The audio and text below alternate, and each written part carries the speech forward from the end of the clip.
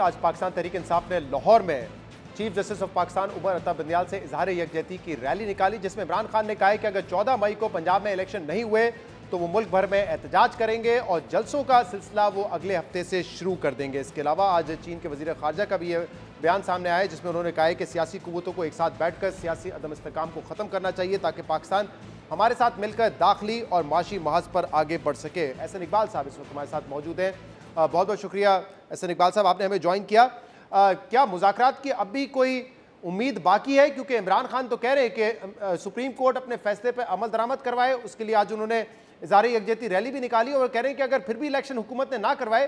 तो हम सड़कों पर निकलेंगे, एहतजाज करेंगे, यानी जो सियासी अदम इस्तेकाम है वो थमने का नाम नहीं लेगा।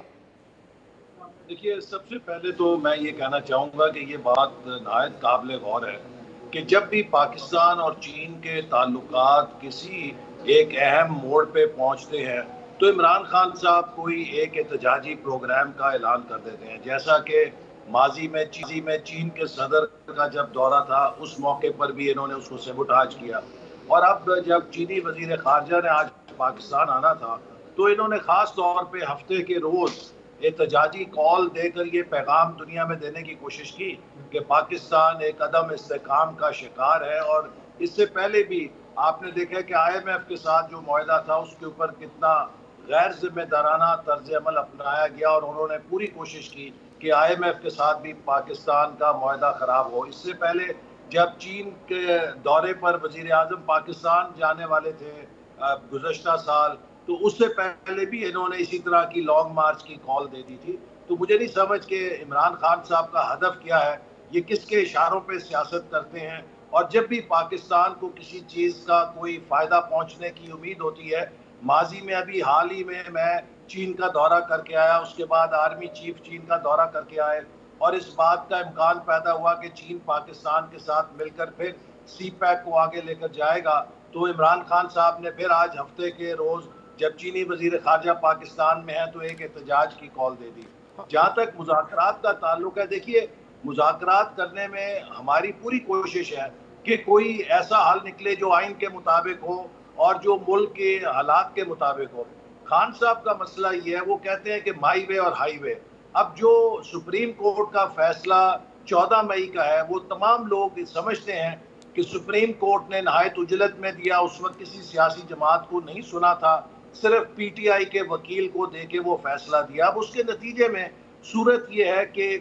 2 सूबे सिंध और बलूचिस्तान की असम्बलियाँ ये रेजोल्यूशन कर चुकी हैं कि हमें पंजाब के इलेक्शन अपने इलेक्शन से पहले कबूल नहीं है, क्योंकि इससे लेवल प्लेइंग फील्ड तमाम फेडरेटिंग यूनिट्स के लिए नहीं होगी। पंजाब में जो हुकूमत आएगी वो 55% मुल्क पर काबिज होगी या हुक्मरान होगी और वो फिर अगले इलेक्शन को उस पर असरअंदाज हो सकती है। तो इसके लिए PTI को यही तजवीज़ थी कि पूरे मुल्क के अंदर एक दिन इंतखाब होना चाहिए और वो PTI ने तस्लीम भी की है। लेकिन अब अगर PTI ये कहती है कि 14 मई के लिए सिंध और बलूचिस्तान की असम्बलियों को तोड़ दिया जाए या कौमी असम्बली की तहलील कर दिया जाए, तो सवाल ये है कि अगर इमरान खान साहब ने अपनी हमाकत से या गलती से या किसी के कहने पर 2 हुकूमतें तोड़ी तो उनकी गलती की सजा सिंध और बलूचिस्तान के या कौमी असेंबली के वोटर्स को कैसे दी जा सकती है? सही, मैं तो नहीं मिलनी चाहिए कि वो तक इंतजार करें। इस पर बात करते हैं इलेक्शन की तारीख के हवाले से, लेकिन आप कह रहे हैं कि जब भी चीन का कोई इंपॉर्टेंट विजिट होता है चीन की तरफ से तो फिर इमरान खान साहब रैली एहतजाज करते हैं। लेकिन देखिए, इस वक्त जो सियासी अदम इस्तेकाम पाकिस्तान में है, जिसका जिक्र आज चीन के वजीर खारजा ने भी किया कि तमाम सियासी कुव्वतों को साथ बैठ के इस सियासी अदम इस्तेकाम को ख़त्म करना चाहिए, उसके लिए इमरान खान साहब को कोई रैली निकालने की ज़रूरत तो नहीं है। पिछले 1 साल से जो इस मुल्क में हो रहा है, चीन तो बड़ा मुल्क है और हमारा पड़ोसी मुल्क है, उनको तो पता ही होगा। नौरू जैसा एक छोटा सा मुल्क जिसका कोई ताल्लुक नहीं है, उसको भी शायद पता होगा कि पाकिस्तान में इस वक्त सियासी अदम इस्तेकाम है, इलेक्शन एक मसला बना हुआ है, माशी अदम इस्तेकाम है। तो चीन को तो पता है ऑलरेडी क्या हो रहा है, उसने पाकिस्तान को कर्जा दिया हुआ है, उसने पाकिस्तान के साथ CPEC कर रहे हैं, उनकी नज़र तो है पाकिस्तान के सियासी मामलात पर। देखिए, ये सारा जो बहरान पैदा हुआ है 1 साल से, चीन को ये भी पता है कि किसने CPEC को सेबोटाज किया, किसने 2018 में हुकूमत में आकर चीन के ऊपर इल्ज़ामात लगाए कि CPEC के मंसूबों के अंदर करप्शन हुई है। उनको ये भी मालूम है कि किस हुकूमत के वजीर ने ये कहा कि चीन ने पाकिस्तान को महंगे कर्जे दे दिए हैं और किसने हुकूमत के मुशीर ने कहा कि सी पैक पाकिस्तान के मफाद में नहीं है। तो चीन को ये सारा कुछ मालूम है, लेकिन सवाल ये है कि अगर पिछले 1 साल से मुल्क के अंदर अदम इस्तेहकाम है तो उसका मूजिब कौन है? उसका लेकिन एहसन साहब देखिए, अब चीन का बयान तो किसी एक सियासी जमात के लिए नहीं है, तौर पे वजारत उज़्मा के ओहदे से निकाला गया है जी एहसन साहब। लेकिन एहसन साहब देखिए ना, चीन का बयान बड़ा अहम है। कोई मुल्क दूसरे मुल्क को ऐसे मशवरे नहीं दे रहा होता, लेकिन ऑब्वियसली हमारी दोस्ती भी है, उनका इंटरेस्ट भी है पाकिस्तान के हवाले से। तो किसी एक सियासी जमात को, किसी एक इदारे को नहीं कह रहे, वो सियासी जमातों को साथ बैठने का कह रहे हैं। और आप क्योंकि हुकूमत में है, ड्राइविंग सीट पर है, तो जिम्मेदारी तो आपकी बनती है इसमें। जी, तो हमने इसीलिए हुकूमत ने पीटीआई के साथ मुज़ाकरात शुरू किए, उन्हें दावत दी और सेनेट के प्लेटफॉर्म से मुज़ाकरात हो रहे हैं। और अब भी हमारी पीटीआई से यही दरख्वास्त है कि आप मुल्क का जो मुआशी चैलेंज है उसके पेश नज़र विदाउट प्री कंडीशंस, देखिए अगर आप मुज़ाकरात करने चाहते हैं, कनपटी पे पिस्तौल रख के और कहें कि मेरी शराइत के ऊपर मुज़ाकरात हो सकते हैं, हम आपकी बात नहीं मान सकते, तो इसके ऊपर तो कोई भी मुज़ाकरात कामयाब नहीं हो सकते। उन्हें खुले दिल के साथ आना चाहिए और जो मुल्क के मारूजी हालात हैं और जो आइन की मंशा है कि पाकिस्तान के तमाम फेडरेटिंग यूनिट्स को बराबर रखा जाए और जिस पर वो इत्तेफाक कर चुके हैं कि इलेक्शन एक ही दिन होना चाहिए। अब सवाल ये है कि क्या इलेक्शन 16 मई को होना चाहिए, 14 मई को, या अक्टूबर के अंदर होना चाहिए। अक्टूबर में दीगर तमाम असेंबलियां अपनी मुद्दत पूरी करेंगी, तो वही एक मुनासिब वक्त है जब तक कि सिंध और बलूचिस्तान के अवाम या उनके नुमाइंदे इस बात पर इत्तेफाक ना करें कि वो इमरान खान साहब की गलती की भेंट चढ़ना चाहते हैं। तो फिर ऐसे इकबाल साहब, इसका मतलब अगर आप इस मौके पर ही हैं कि अक्टूबर में ही इलेक्शन हो, 14 या 13 अगस्त को ही असेंबलियां खत्म हो, तो फिर तो कोई लचकता आप दिखाने के मूड में नहीं है, तो फिर तो मुज़ाकरात का भी फायदा नहीं होगा। देखिए, लचक तो इसमें दिखाने की बात बाद में आती है।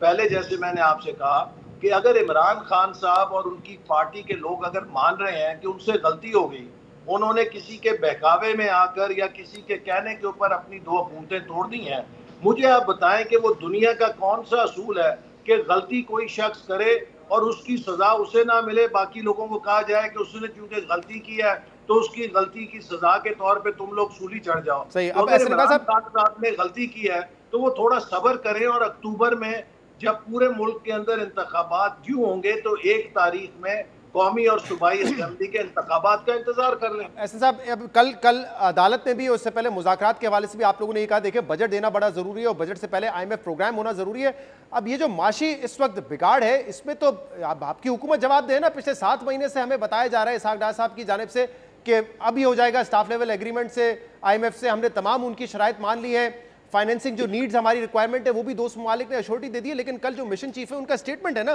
वो कह रहे हैं फाइनेंसिंग नीड्स की अश्योरिटी मुकम्मल होगी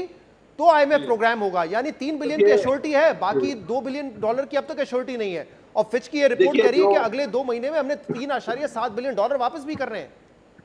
देखिए शहजाद, आपने जो बयान बताया IMF के नुमाइंदे का, उसमें ये बात बड़ी क्लियर है कि उन्होंने ये नहीं कहा कि पाकिस्तान की हुकूमत की तरफ से